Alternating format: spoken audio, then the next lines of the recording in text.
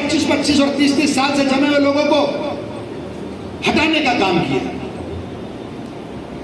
जब उनको हटाते हैं तो जान के दुश्मन बन जाते हैं, गालियां बकने लगते हैं, सोशल मीडिया पे बोलते हैं अरे साहब ये तो वक्त के दुश्मन है, अरे साहब इन्होंने तो नए कानून का समर्थन कर दिया। हाँ, मैं पार्टी का कार्यकर्ता हूं, मैं समर्थन करता हूं, मैं हर उस बात का समर्थन करता हूं जो मेरी पार्टी कहती है। लेकिन मेरी पार्टी कहती है कि इन बेटे बेटियों की फीस ना कराई। मेरी पार्टी कहती है कि वक्त की सारी संपत्ति ऑनलाइन होना चाहिए। ये नया कानून कहता है कि सारी संपत्ति जब ऑनलाइन होगी, अगर 10,000 स्क्वायर फीट का वक्त का प्लाट है और अगर 8,000 ही हमारे वसीम भाई की, डॉक्टर वसीम के कब्जे में है, तो 2,000 किसके कब्जे में लिखा जाएगा। अगर 2,000 हमारे पास है तो 8,000 किसके पास है ये लिखा जाएगा। उस बात का डर कब्जेधारियों को है, उस बात से लोगों को डराने का काम करते हैं।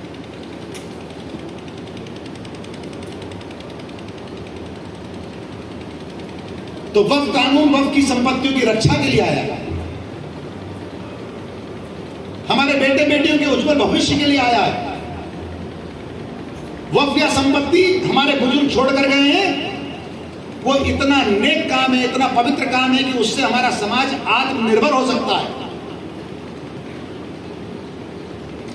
जब एक दुकान हमारी होती है, एक दुकान, जिन 5 दुकानदार भाइयों का नवाचार किया डॉक्टर वसीम साहब ने, और जिन 5 दुकानदार भाइयों को यहां उनका पहचान पत्र दिया है, अगर एक दुकान पर 4 भाई भी हैं, 3 भाई भी हैं, तो तीनों भाई का परिवार चलता है एक दुकान से।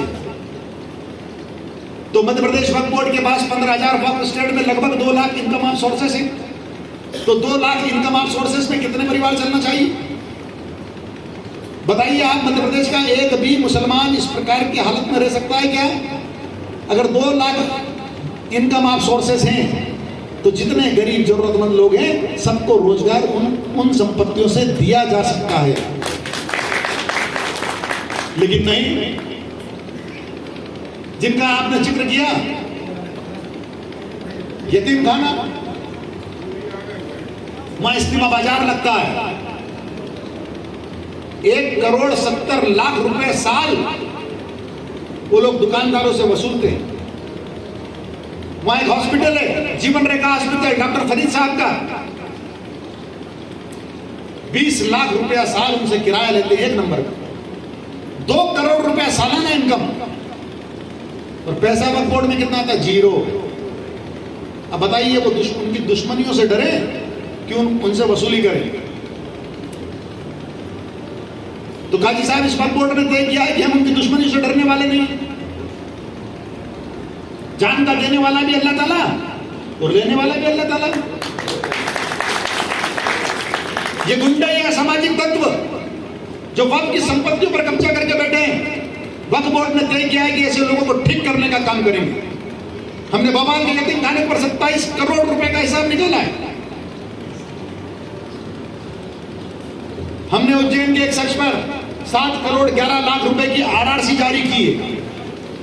काजी साहब वो सारी जिंदगी वक्फ बोर्ड में 15 दुकान दिखाते रहे, और जब हम वहां गए और जांच की हमारे जकरिया साहब ने, तो वहां 115 दुकानें निकली। 115 दुकानें, आप रिकॉर्डिंग कीजिए, मैं ऑफिशियल बोल रहा हूं। 115 दुकानें निकली, ऑफिसेस निकले, स्कूल्स निकले, गोडाउन निकले, और यहां सिर्फ 15 दुकानें दिखा रहे थे। 7 करोड़ 11 लाख का हिसाब उनके ऊपर निकालकर उनकी आरआरसी जारी की गई। या आपके बीना में 1 करोड़ 84 लाख रुपए की आरआरसी जारी हुई। भोपाल में 1 करोड़ 15 लाख रुपए की आरआरसी जारी हुई। 500 जो कुर्सी 500 रुपए की आती है, उसके 5-5 हजार रुपए की सुधराई के बिल लगे हुए। अब अगर हम उनको कहें, अब अगर हम उनसे सवाल करें कि कुर्सी 500 की आती है बेटा, इसके 5,000 का बिल कैसे लगा है, तो वो सारे लोग इकट्ठा हो जाते हैं और एक ग्रुप बना लेते हैं सोशल मीडिया पे। संगवर पटेल तो जो है वो बहुत खराब आदमी है, इससे सावधान रहो। हाँ, तो गुंडे सावधान रहो, ये बेटियां सावधान नहीं रहने वाली है। ये बेटियां मेरे लिए दुआ करने वाली है, डॉक्टर वसीम मेरे लिए दुआ करेंगे इंशाल्लाह। करोगे कि नहीं करोगे बेटा? वो सारे लोग कहते हैं कि सावधान रहो, वो सारे लोग कहते हैं कि ये तो मुनाफिक हैं, तुम तय करोगे मुनाफिक? तुम गुंडे, तुम वक्त की संपत्तियों के माफिया, वक्त माफिया, तुम वक्त की संपत्तियों को खोद खोद के खा रहे हो, तुम तय करोगे? अभी मेरे पहले काजी साहब ने उन्होंने भाई ने कहा कि भोपाल के अंदर हम जब दफन करने जाते हैं तो 6 महीने बाद हमको कब्र नहीं मिलती है। वहां 125 कब्रिस्तान थे, भोपाल में 125 कब्रिस्तान थे काजी साहब। जब हमने सर्वे करवाया तो 24 निकले, 101 गायब हो गए। अब बेटा जब उन्हें 101 गायब करने वालों को मैं सवाल करता हूं तो मैं तो बुरा लगूंगा, तो उनको काजी साहब हम बुरे लगते हैं। फिर वो ग्रुप बनाते हैं, सुबह दोपहर शाम गाली बकने का काम करते हैं, जान से मारने की दोष देने का काम करते हैं। मध्य प्रदेश और भारत में कानून का राज है, पाकिस्तान की स्वात घाटी नहीं है कि तुम जान से मारने की दोष दोगे। यहां कोई मोटा युद्ध नहीं चल रहा है जो स्वात घाटी में चलता है। काजी साहब, बारी साहब भी मौजूद है, हमारे गंज बासुदा के काजी साहब, हमारे उज्जैन के दामाद हैं, हमारे उज्जैन काजी साहब खलीकुर रहमान साहब की बहन, हमारे वो बड़े भाई हैं, उनकी बहन आप ही को दी, तो वो भी हमारे साथ आए, मैं उनका भी इस्तकबाल करता हूं। तो हम उनसे कहते हैं कि ये पाकिस्तान की स्वात घाटी नहीं है कि तुम्हारे धमकियों से कोई डरने वाले हैं, यहाँ कानून का राज है। यहाँ कानून तोड़ोगे तो कानून अपना काम करेगा, तुम्हें जेल के सिकंजों में डालेगा। 11 एफआईआर हुई इस प्रकार की काजी साहब। लोगों ने सील सिक्के अपने घर में बना लिए, वक्फ बोर्ड अपने घर से चला रहे, उनके पास हर प्रकार की सील है। ऐसे लोगों के यहाँ छापा पड़वाकर और 2 जीप भरकर वक्फ बोर्ड के नकली कागजात जब्त किए पुलिस ने, और इंदौर पुलिस ने उनको जेल में डाला। 6 महीने बाद 70 साल के होने का नहीं। हम उनसे कोई उम्मीद नहीं करते, हम तो उनके लिए भी दुआएं करते हैं, अल्लाह ताला उनको भी नेक तौफीक दे दे, वो भी सही काम पर लग जाए। डॉक्टर वसीम जिस प्रकार का काम कर रहे हैं, ऐसा काम बाकी कमेटियां भी करना लगे।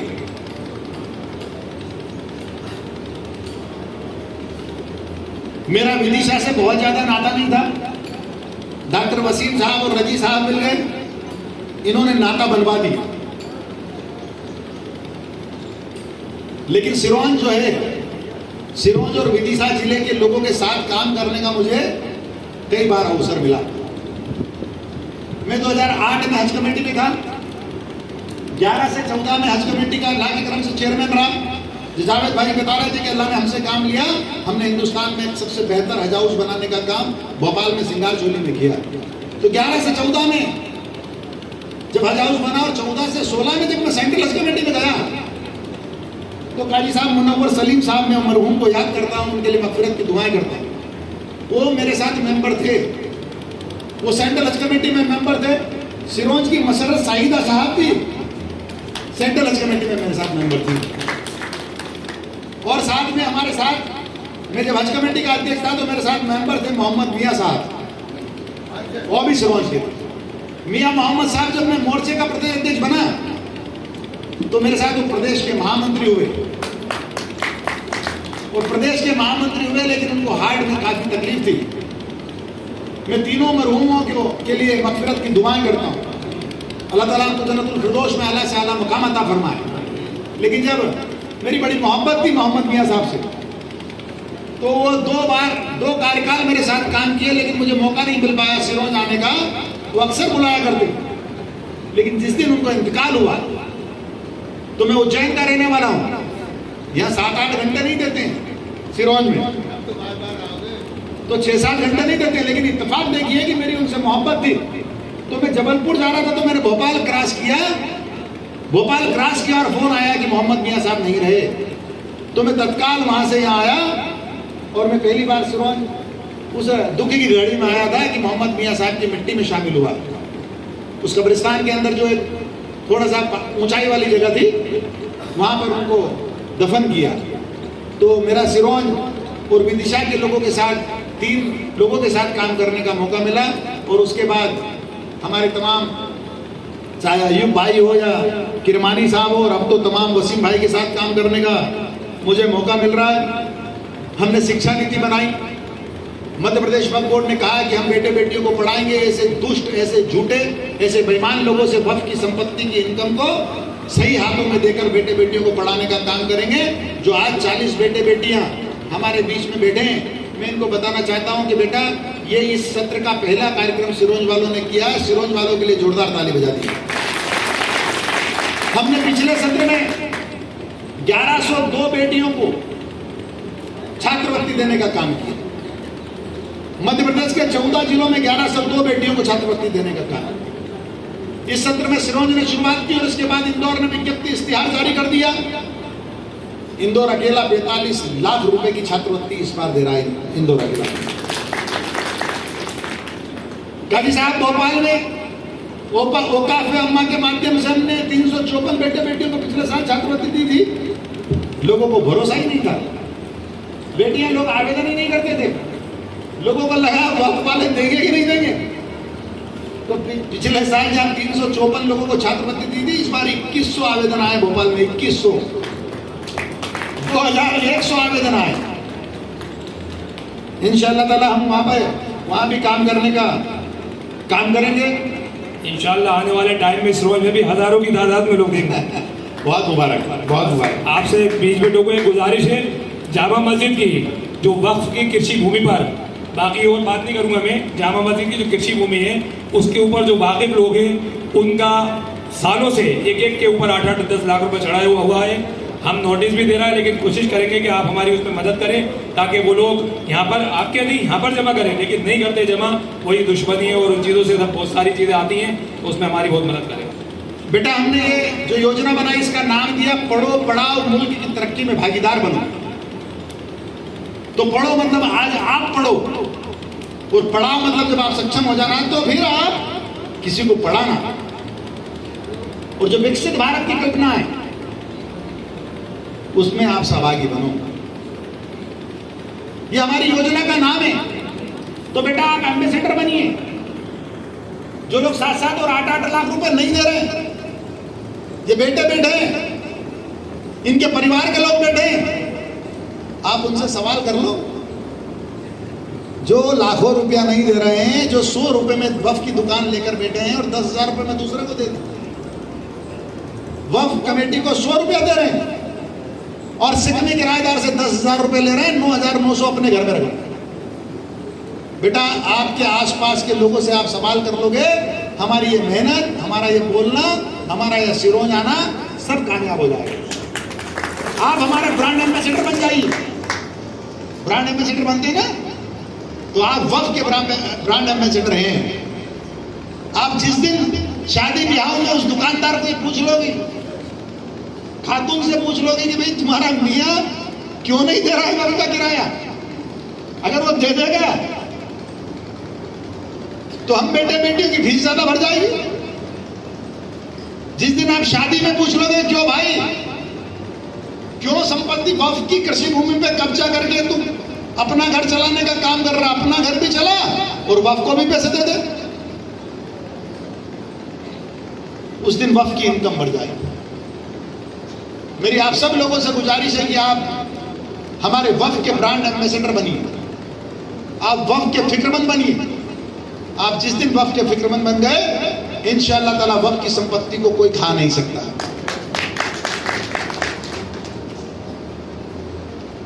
हमने शिक्षा के साथ स्वास्थ्य के काम को अपने हाथ में लिया। भोपाल में काजी साहब, चूंकि मैं इसलिए बता रहा हूं कि सिरोंज भोपाल का बहुत नाता है, कोई बहुत दूर नहीं। भोपाल में हमारा एक अस्पताल होता था हयात, वो जच्चा बच्चा के लिए जाने जाता था। हमारी जो बहनें हैं, हमारी जो बेटियां हैं, अगर उनको डिलीवरी हो रही है तो वो बड़ा अच्छा अस्पताल माना जाता। वक्फ की संपत्ति पे अस्पताल है, लेकिन उसका कभी नाम बदल जाता है, कभी पहलवान कब्जा कर लेते हैं, कभी ताले लग जाते हैं। हम आए काजी साहब और हमने उसके बारे में जाना, उसके डॉक्यूमेंट्स निकलवाए। तो डॉक्टर वसीम साहब, पता चला कि डॉक्टर जुनेद को हमने किराए पर दिया था, तो डॉक्टर जुनेद को बुलाया और जब जुनैद को बुलाया तो पता चला कि उनको तो बाहर कर दिया मार कूट के लोगों ने। पूरा शासन प्रशासन पूरी ताकत के साथ जुनैद के साथ खड़ा हुआ। फिर से हमने हॉस्पिटल की शुरुआत कराई, लेकिन हमने उनसे कहा कि आप समाज को क्या फायदा पहुंचाओगे, क्योंकि वक्त की संपत्ति पर आपका अस्पताल चल रहा है। काजी साहब, मुझे बताते हुए खुशी हो रही है, मुझे संतोष है, इत्मीनान है इस बात का कि पूरे मध्य प्रदेश में इस रेट में कोई काम नहीं कर रहा है। 6,786 रुपये मात्र लिए जाते हैं। एक हमारी बहन जब वहाँ जाती है तो उसके सारे चेकअप, उसकी सारी दवाइयाँ, डॉक्टर की कंसल्टेंसी, वो अगर डिलीवरी के लिए एडमिट है तो एडमिट का पूरा खर्च, और वो वापस जाएगी तो 3 दिन की दवाइयाँ साथ में दी जाएगी और फीस ली जाएगी सिर्फ 6,786 रुपये। प्रदेश के अन्य जिलों से भी ये बातें आई कि हमारे जिलों में भी होना चाहिए। हमारे उज्जैन वालों ने कहा, इंदौर वालों ने कहा कि हमारे जिलों में भी होना चाहिए। काजी साहब, जब हम हॉस्पिटल बनाते हैं तो उसके कई पैरामीटर्स होते हैं, कई नाम्स होते हैं, कई लाइसेंस होते हैं। पॉल्यूशन का लाइसेंस अलग लेना है, CMHO से अलग लेना है, अन्य एक स्ट्रक्चर, उसका एक निर्धारित मापदंड वाला स्ट्रक्चर चाहिए। तो काजी साहब, हमने कहा है कि इसमें थोड़ा टाइम लगेगा, तो हमने अपनी पैथोलॉजी बनाने का निर्णय, पूरे मध्य प्रदेश के हम बड़े शहरों में जहां मुस्लिम आबादी है, जहां वक्फ की संपत्तियां हैं, वहां पर अपनी पैथोलॉजियां बना रहे हैं। और पैथोलॉजी ऐसी बना रहे हैं कि संपत्ति हमारे पास है, बिल्डिंग हमारे पास है, एक बार की मशीनें हम खरीद रहे हैं। तो जब संपत्ति हमारे पास है, बिल्डिंग हमारी है और मशीनें एक बार खरीद दी तो नो प्रॉफिट नो लॉस में 1,000 रुपए तक की जांचें हम 100 से 200 रुपए के अंदर करके देंगे। तो स्वास्थ्य पर भी हम काम करने का प्रयास कर रहे हैं। पीछे से अनवर भाई ने कहा कि मुसाफिर खाने में के बारे में बता दो, तो ऐसी अनेक बातें हो जाएगी और लंबी हो जाएगी। लाइट भी कह रही 2 बार चली गई, उसने बोला भाई थोड़ा कम बोलो, तो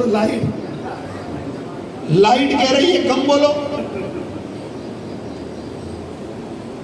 तो मुसाफिर खाना हो चाहे हयात हॉस्पिटल हो, जो वक्फ के दुश्मन है उन्होंने वक्फ की संपत्तियों पर कब्जा करके और वक्फ को फुर्द करने का काम किया। यह मध्य प्रदेश वक्फ बोर्ड, इसने तय किया है कि हम वक्फ की इनकम को बढ़ाएंगे और फलाई कामों पर खर्च करेंगे। ये बेटे बेटियों की पढ़ाई हो, इमाम मुअज्जिन की तनख्वाह हो भोपाल में, या ऐसी हमारी विधवा बहनें हो जो बहुत आर्थिक रूप से कमजोर हो, उनको भी हमने छांट कर 550 बहनों को काजी साहब हमने रेगुलर मंथली 500 रुपया पेंशन उनको मदद देने का काम शुरू कर दिया। तो इस प्रकार के काम मध्य प्रदेश वक्फ बोर्ड ने अपने हाथ में लिए हैं। अनेक बातें हैं जो मैं यहाँ कर सकता हूँ, लेकिन ये बेटियां भी लगभग 2 बजे से बैठी हुई है और 4 बज गए हैं। और मेरे साथ भोपाल से जो लोग आए हैं वो भी सोच रहे होंगे आज ये खाना भी नहीं खिलाने वाले हैं, सुबह का खाना शाम को खिलाने वाला है। बेटा, मैं आप सबको आमंत्रित करता हूँ, आप सबको इनविटेशन देता हूँ कि आप मध्य प्रदेश वक्फ बोर्ड में आइए, वहां का निजाम देखिए। जो मेरे पहले के वक्ता ने कहा था कि हमने इस प्रकार की शुरुआत कर दी कि अब वहां गड़बड़ नहीं चलती है, वहां टेबल के नीचे से कोई पैसा नहीं चलता है। कोई कमेटी बनाना हो या वक्फ का कोई काम हो, काजी साहब पूरे मध्य प्रदेश में एक आदमी भी इंशाअल्लाह ताला आपको ऐसा नहीं मिलेगा जिसको मेरे वहां आने के बाद पिछले 2 सालों में 1 रुपया भी खर्च करना पड़ा। हमने वहां पर नोटिस बोर्ड पर नोटिस लगा दिया, हमने चस्पा कर दिया कि मध्य प्रदेश वक्फ बोर्ड पूरी ईमानदारी से काम करता है, यहाँ 1 रुपए का गलत आदान प्रदान नहीं होता है, रिश्वत ली दी नहीं जाती है। अगर कोई शख्स 1 रुपए की रिश्वत हमारे कर्मचारी अधिकारी या बोर्ड को देने का बता दे तो चेयरमैन से 11,000 रुपए नगद लेकर जाए। 2 साल हो गए नोटिस बोर्ड पर बेटा ये लगा है, एक आदमी दावा करने नहीं आया। लेकिन साथ में सब तो अच्छे नहीं होते, हमारे यहाँ भी कुछ तथाकथित लोग थे। हमने उनसे कहा काजी साहब कि देखो भाई चेयरमैन के 11,000 बहुत खरे हैं, 11,000 खर्च करवाना हो तो सोचना क्या होगा, मतलब लेना मत। उन्होंने कहा सुबुर भाई कि 11,000 की कीमत हमारी नौकरी से कमी है, हम नहीं लेंगे। आपके 11,000 खर्च नहीं कर पाएंगे, नौकरी जाएगी। तो अल्लाह के करम से वहां बहुत ईमानदारी से काम हो रहा है। जो लोग थोड़ा वक्त के प्रभाव में, काल के प्रभाव में वक्ती तौर पर थोड़े गड़बड़ हो जाते हैं, वो भी ठीक हो गए। छोटी मोटी बीमारियां हैं, उसको भी ठीक इंशाअल्लाह ताला करेंगे। मैं जामा मस्जिद सिरोंज के अध्यक्ष डॉक्टर वसीम साहब को बहुत बहुत मुबारकबाद पेश करता हूं, उनकी सारी टीम को बहुत मुबारकबाद पेश करता हूं कि उन्होंने इतने कम समय में इतना अच्छा जो हमारी योजना है उस पर काम करना प्रारंभ कर दिया, शुरुआत कर दी है। मेरे पहले के वक्ताओं ने, सूर भाई ने और इरफान भाई ने, अन्य लोगों ने कहा है कि हमारा अपना शादी का हाल होना चाहिए, जमात खाना होना चाहिए, होना ही चाहिए। जब आपके पास वक्फ की संपत्तियां हैं तो संपत्तियां कहाँ गई भाई? इन सज्जन ने तो जो बनाया है, इन्होंने बेचारों ने पहले जमीन खरीदी होगी, उसके बाद बनाया। आपको तो सिर्फ आपके पास तो जमीन है, सिर्फ बनाना है। अभी देखिए ये जहाँ कब्रिस्तान पर मैं रुका था, वहाँ आप ही के लोग खड़े हुए और 400 फीट लंबी, 500 फीट लंबी दीवार खड़ी कर दी। आप ही के, कोई सरकारी मदद नहीं ली, समाज खड़ा हुआ और दीवार खड़ी हो गई। तो इस प्रकार के काम जरूर होना चाहिए। हमसे जो ताउन होगा हम इंशाअल्लाह ताला जरूर करेंगे। ये बेटियां और बेटे जो बहुत मेधावी है, जो 65% से ऊपर अंक लाए, इनसे मेरी विनती है, बेटा ये बातें तो बाकी लोगों के लिए थी, अब आपसे मेरी गुजारिश है 2 मिनट की कि आप बहुत अच्छा पढ़ाई करिए, दीनी तालीम के साथ दुनिया की तालीम लीजिए, आगे बढ़िए। तालीम ऐसी चीज है जो इंसान को इंसान बनाती है। तालीम ऐसी चीज है जो बड़े और छोटे का फर्क खत्म कर देती है। आज कोई आदमी बड़ा हो सकता है, इस बात की कोई गारंटी नहीं कि कल भी वो बड़ा रहेगा, पर जिसने तालीम का हाथ पकड़ लिया वो कल बड़ा होगा इंशाअल्लाह ताला, मेरा दावा। आप तालीम का हाथ पकड़ लीजिए। आप देखिए हमारे सामने उदाहरण है एपीजे अब्दुल कलाम साहब का। रामेश्वरम के पास एक छोटे से कस्बे में वो पैदा हुए। उनका पूरा परिवार छाते को सिलने का काम करता था। छाते को बनाता नहीं था, छाते को सिलता था। छाते को सिलने वाला परिवार, और उस परिवार में जब एक मेधावी बेटा जन्म लेता है और वो तालीम का हाथ पकड़ लेता है तो भारत का राष्ट्रपति बनता है, भारत रत्न बनता है, मिसाइल फेल बनता है। बाबा साहब भीमराव अंबेडकर, आप उनका उदाहरण ले लीजिए तो मध्य प्रदेश के महू में जन्मे, इंदौर के पास महू, इंदौर जिले में आता है। 29 डिग्रियां उन्होंने प्राप्त की।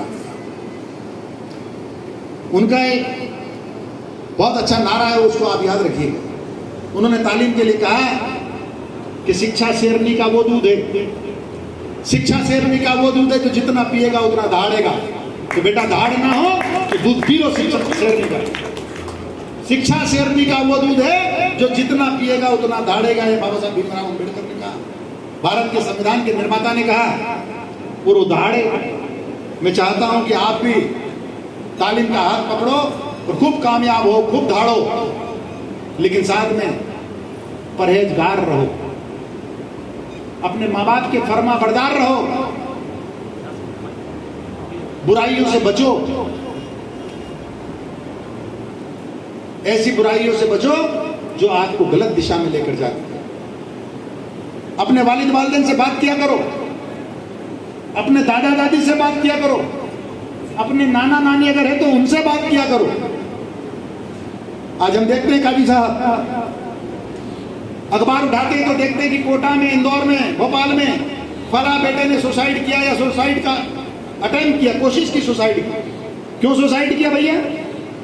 स्ट्रेस में थे, तनाव था। किस बात का तनाव भैया तुझे? बेटा तुम्हारे माँ बाप ने तुमको पढ़ाकर यहाँ तक पहुँचा दिया, हॉस्टल में भेज दिया और तुमने तनाव ले लिया और आत्महत्या करने की कोशिश कर ली। वो बेटे बेटी जो तनाव झेलते हैं, वो बेटे बेटी जो इस प्रकार का दुस्साहस करते हैं, वो बेटे बेटी अपने बुजुर्गों से बात नहीं करते। जो बेटा बेटी अपने नाना नानी दादा दादी से बात कर ले, अपने माँ बाप से रोज बात कर ले, उसका तनाव छूमंतर हो जाता है। क्यों छूमंतर हो जाता है? क्योंकि वो बुजुर्ग उसके लिए दुआएं करते हैं, वो बुजुर्ग उनके वेल विशर हैं, वो बुजुर्ग उनके असल दोस्त हैं। तो बेटा मेरी आपसे गुजारिश है कि अपने बुजुर्गों से बात किया करो, अपने बड़ों से बात किया करो, उनके साथ बैठा करो। अगर हॉस्टल में रह रहे हो तो टेलीफोन पर बात कर लिया करो। और बेटों से मेरी गुजारिश है कि ये बेटे जो बात कर रहे हैं ना आपस में, ये बेटा तुम लोग कम हो और ये बेटियां ज्यादा हैं। हर जगह बेटियां तो नंबर मार रही है, लेकिन बेटे मोटरसाइकिल को तेज चलाने में रह गए। बेटों के पास मोबाइल बड़े हैं और नंबर कम है, और बेटियों के पास मोबाइल छोटे हैं और नंबर ज्यादा है। तो थोड़ा स्क्रीन टाइम कम कर लो, थोड़ा गाड़ियां तेज कम चला लो, थोड़ा रात को पटिए पर कम बैठ लो, चौराहे पर कम बैठ लो, चाय की दुकान पर कम बैठ लो। यही तुम्हारे 5-4 साल हैं। इन 5-4 साल में अगर तुमने अपने जीवन को पढ़ाई को दे दिए, गंभीरता से ले लिया, 100% अपना दे दिया, इंशाअल्लाह ताला दुनिया की कोई ताकत आपको कामयाब होने से नहीं रोकेगी। आप अच्छी पढ़ाई करें, बुराई से बचें, फरमाबरदार हों, अपने माँ बाप से बात करें। ऐसी मैं आप सब लोगों के लिए दुआएं करता हूं। आप भारत के अच्छे नागरिक बने, भारत के कानून का पालन करें। ये जो व्हाट्सएप आते हैं ना, इसको बिना पढ़े फॉरवर्ड ना करें। आप तो बिना पढ़े फॉरवर्ड कर देते हैं और मुश्किल घर वालों की हो जाती है। कई बार गैर कानूनी चीज को भी आप फॉरवर्ड कर देते हैं। तो इन गैर कानूनी चीजों से बचिए, ऐसे मैसेजों को, ऐसे ग्रुप में रहने से बचिए, ऐसे मैसेजों को फॉरवर्ड करने से बचिए जो कानून का उल्लंघन हो। आप हमारे देश के बहुत अच्छे नागरिक बने, खूब आगे बढ़ें। ऐसी मैं आपसे आपके लिए दुआएं करता हूं और आप सब लोगों से भी दुआओं की दरखास्त करता हूं। खास करके हमारे दो काजी साहब यहाँ मौजूद हैं।